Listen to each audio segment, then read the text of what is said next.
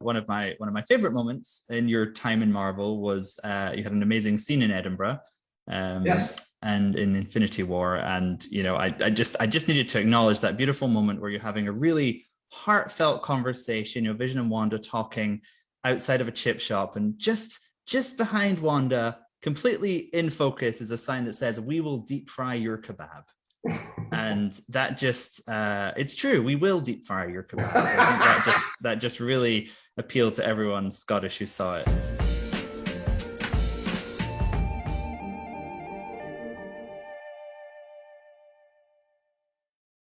As requested.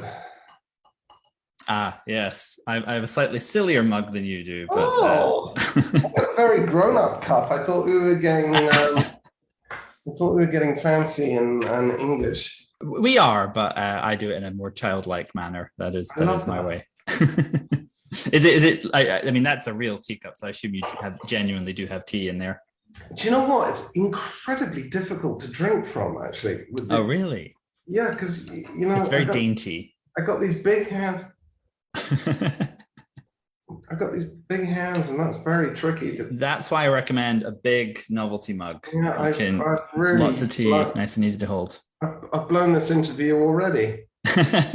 Oh, you're a Star Wars fan. That's nice. I am, and a huge Marvel fan. I thought it would be overkill to wear a Marvel shirt, so I was like, yeah. Well, I'm a big Star Wars fan too, so I had heard, so I assume it was a thrill when you got to be in a Star War. Oh my God. It was my first day of shooting was on my own Star Cruiser.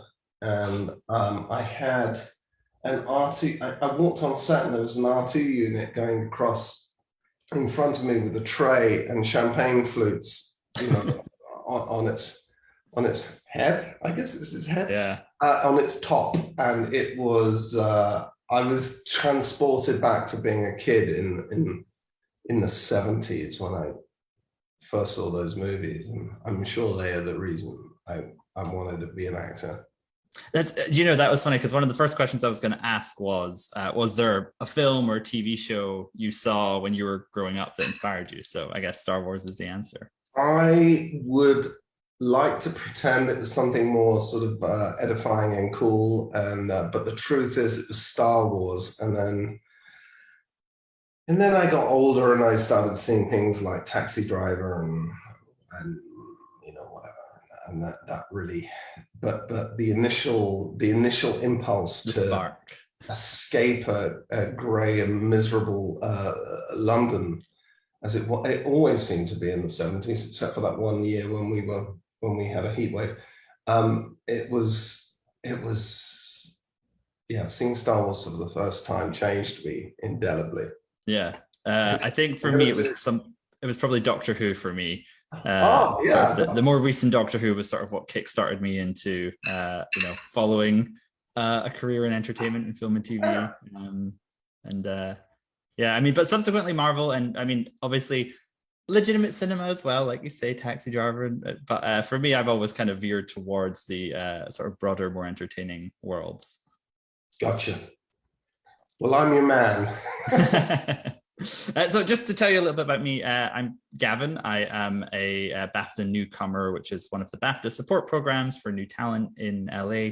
I'm from Scotland originally, and I'm a writer, filmmaker. Congratulations on your nomination. The show has been so sort of, how many nominations at the Emmys? 23 or something crazy. I mean, very well deserved. It's period piece, and it's also, it's just so many things. I mean, did you personally do a lot of research for the role in terms of, approaching these sitcom characters? Yeah, well, yeah, and it was terrifying. I kind of in my head when they said, we're going to start in sort of Dick Van Dyke world. I was like, I know those shows. I grew up watching them on Sundays.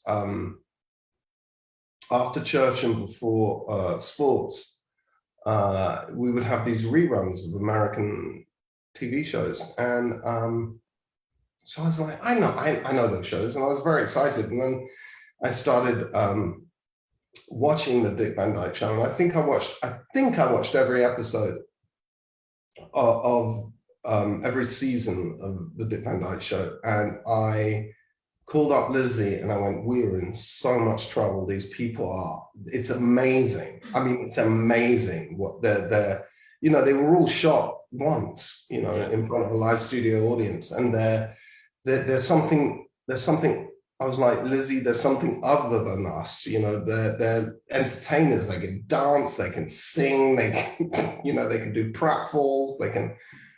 And so I actually got quite frightened of the whole idea. And then our director, Matt Chapman, brilliant director, told us we were going to do it in front of a live studio audience. And I went, there's no way we can do that. And he was insistent. And I think he was really right. It gave us sort of energy that I don't think, the moment there's an audience behind the camera, as it were, you start projecting through it, and you play to them. You can't help yourself, and I feel like we definitely wouldn't have been able to achieve that without an audience in the room. Yeah, I mean, just as a viewer, there's an authenticity there that maybe that was from the audience, maybe it was from sort of all of the sort of definitely rehearsals and you know all the.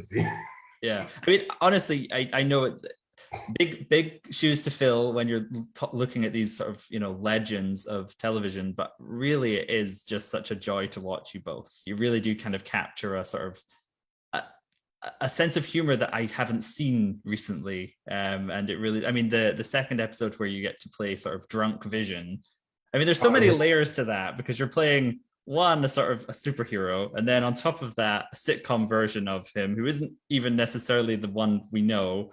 And then on top of that, you're playing him drunk. And I mean, it's perfection. I had way too much time to think about that, because we shot all the interiors first, and then we were going to shoot the exteriors in Los Angeles. We were in Atlanta shooting on a soundstage. And then the LA portion that we were going to do got totally scuppered from because of COVID. And then 8 months later, we got to shoot the exteriors, and I'd been thinking about it for 8 months and got myself into a real muddle. And I didn't, right up until the day, I just didn't know how to do it. And it was a real exercise in just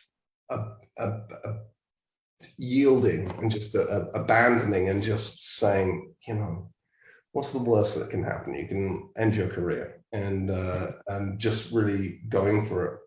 And the best that could happen, perhaps an Emmy nomination. So it pays off. Well, the best that can happen is that you are surrounded by a cast like Catherine and David Payton, and you know everybody, Catherine Hahn and Tiana, and but you know, Lizzie, who is the most generous person that you could ever hope to work with, and knowing that she is overacting as much as you is really it's really reassuring. I mean, it does, like, you know, I'm sure, you know, a lot of hard work went into it, but it also just looks like you were all having such fun. Oh my God. I think that's the absolute truth. We always felt like we were the kooky cousin that was going to come out second, and it was going to be really niche, and probably not many people would get it, but the people that did might love it because we're gonna really go for it. But we didn't have the pressure and expectation of having to go first. And then when they told us we were going first, I was like, oh, no, nobody's going to be ready for this segue. I mean, it worked. I mean, I don't know if it was because in some ways I was thinking about why did WandaVision like just hit so well, and it's like it kind of story-wise, narratively, comes at a perfect time for reflecting on what was happening in our world. Like it's very strange that like the MCU had this traumatic event, and then we're all going through something similar, and WandaVision's dealing with the grief and tragedy of that. Place inside a bubble, as it were. And it was very that was very strange, and you know, we all talked about that when we came back to shoot during when lockdown lifted and we were all under COVID restrictions. we talked about how weird it was and how meta it was, the story. But yeah, it was an explosion of creativity from everybody. Everybody had so much fun making that show. It was a really delightful experience. I mean, again, you can kind of feel that watching it. So I'm glad that that is the case. It was. Yeah. I'd love to ask, about, because I heard an interview with Jack Schaefer talking about the iconic line in, the penultimate episode that kind of encapsulates the series, but also encapsulates kind of, who Vision is, what is grief if not love persevering, an amazing line. And I'd heard that that wasn't originally in the script, and it was in part a conversation that you had with either Jack or the writers about feeling like that was a moment where there should be a line. I was just curious about your relationship with the writers and how you help shape the character. Well, it's always been a really collaborative experience, more collaborative than I think people give Marvel credit for. They really want to know what the actors playing the parts want to do, and I guess because they feel they'll then be invested in them. And I've often seen little things that I was hoping for appear in the scripts, and in this it was a very close relationship with Jack Schaefer, and she's brilliant. And she's created this beautiful puzzle box. And there were a couple of moments that there for Vision that there was some confusion and anxiety around. One was his goodbye, which we also worked really hard on, and actually ended up with all the same dialogue. I thought it'd be a really good opportunity to do. There's a very famous panel of Vision crying, and it says even an android can cry. So I was saying, why don't we pay that off, and also it'll be like this lovely moment at the end of Red Vision's arc that is, I'm a real boy now, because this whole, the Pinocchio moment.